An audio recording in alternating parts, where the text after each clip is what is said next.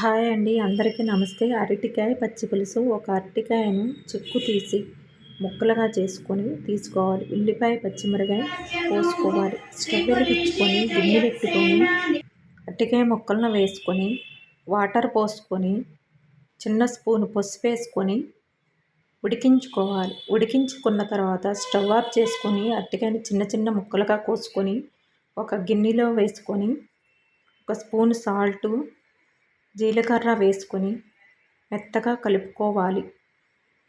ఉల్లిపాయ, పచ్చిమిరకాయ ముక్కలను వేసుకొని చింతపండు రసాన్ని పోసుకొని కలుపుకోవాలి.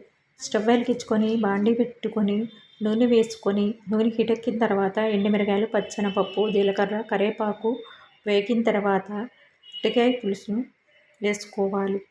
అరటికాయ పచ్చి పులుసు రెడీ అయిందండి. ఈ వీడియో నచ్చితే లైక్